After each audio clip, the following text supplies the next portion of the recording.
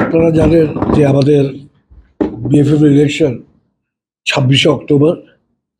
Based on that election, এখানে কিছু লোকজনের রিকোয়ারমেন্ট ছিল, ডিমান্ড ছিল যেন ইলেকশনটা পিছায়।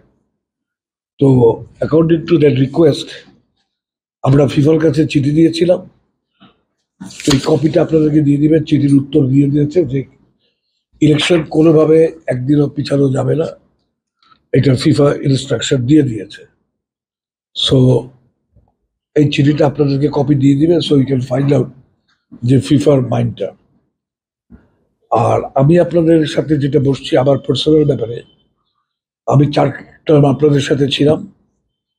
I consider myself two be very lucky যে এই সুযোগ আমার জীবনে আসছে।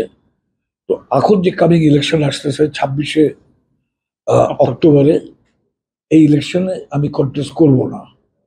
So that's my final decision. তো এইটা আপনাদেরকে জানাবার জন্য আসছি। আর আপনাদের সবাইকে আমি ধন্যবাদ জানাই যে আমার সাথে এই 16 বছর কাজ করার জন্য।